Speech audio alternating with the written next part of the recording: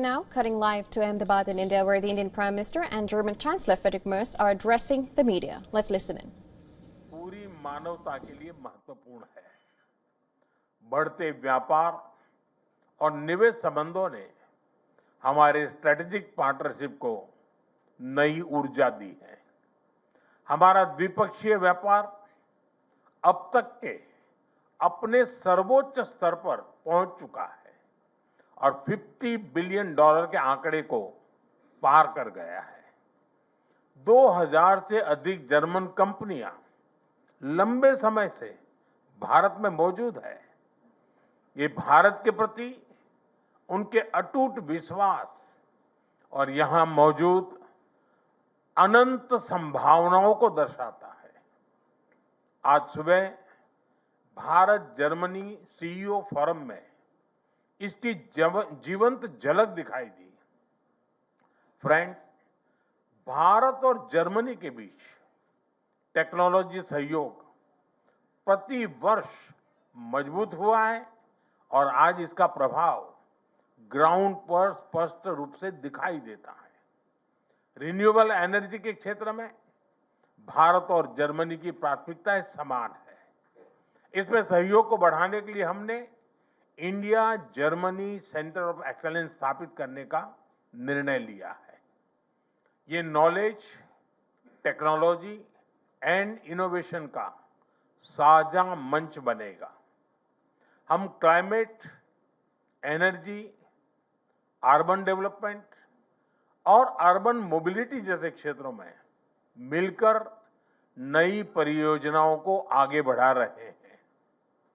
Green hydrogen में दोनों देशों की कंपनियों का नया मेगा प्रोजेक्ट भविष्य की ऊर्जा के लिए एक गेम चेंजर साबित होगा।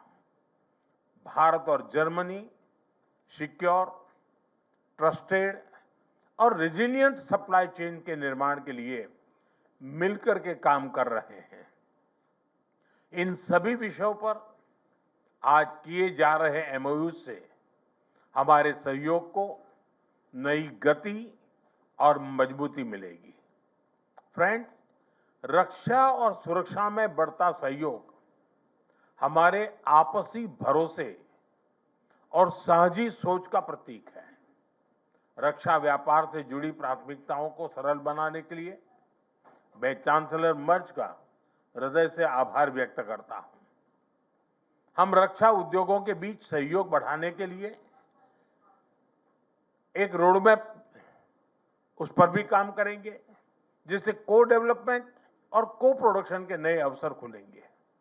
फ्रेंड्स, भारत और जर्मनी के बीच ऐतिहासिक और गहरे पीपल टू पीपल टाइज हैं। रविंद्रनाथ टैगोर की रचनाओं ने जर्मनी के बौद्धिक जगत को नई दृष्टि दी।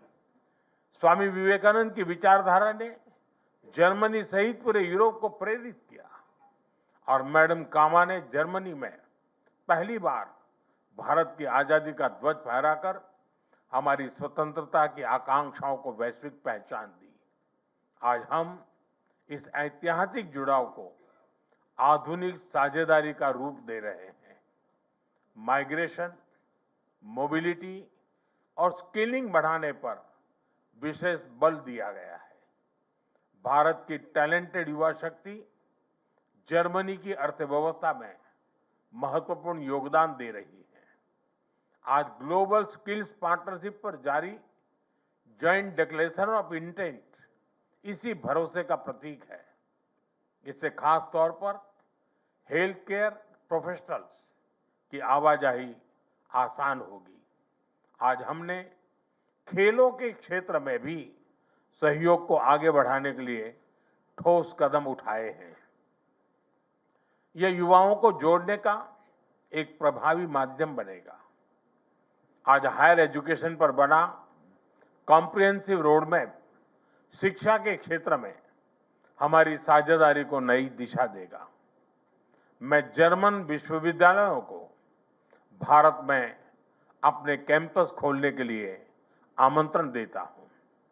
भारतीय नागरिकों के लिए वीजा फ्री ट्रांजिट की घोषणा के लिए मैं चांसलर मर्ज का आभार व्यक्त करता हूं।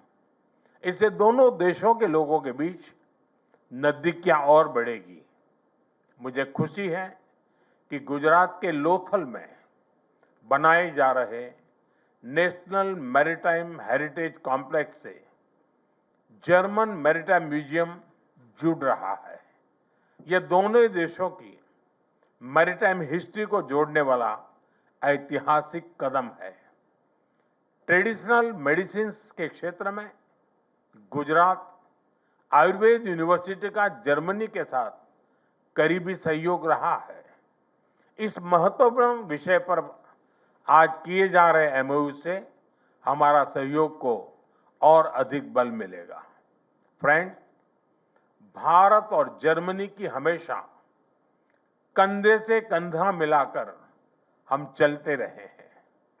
हमारी दोस्ती का प्रभाव ग्लोबल स्टेज पर भी दिखाई देता है। घाना, कैमरून और मलावी जैसे देशों में ज्वाइंट प्रोजेक्ट से हमारी ट्राइलेटरल विकास साझेदारी दुनिया के लिए एक सफल मॉडल है। हम ग्लोबल साउथ के देशों के विकास के लिए अपने साझा प्रयासों को आगे भी निरंतर जारी रखेंगे। इंडो पैसिफिक दोनों देशों के लिए हाई प्रायोरिटी है। इस क्षेत्र में हमारे तालमेल को बढ़ाने के लिए हम एक कंसल्टेशन मैकेनिज्म की शुरुआत करने जा रहे हैं।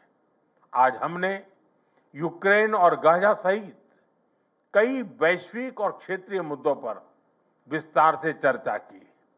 भारत सभी समस्याओं और विवादों के शांतिपूर्ण समाधान का पक्षधर रहा है और इस दिशा में किए जा रहे सभी प्रयासों का समर्थन करता है। हम एक मत है कि आतंकवाद पूरी मानवता के लिए एक गंभीर खतरा है।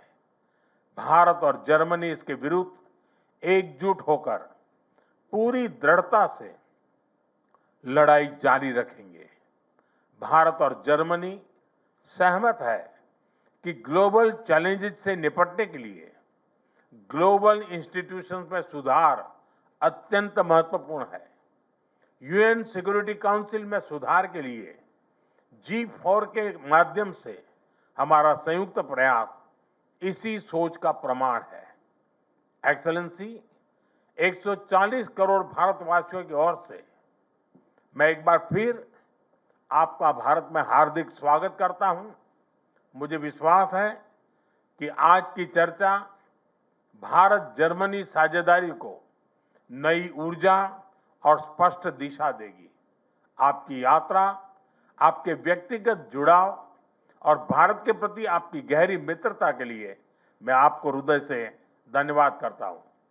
दांके शोन।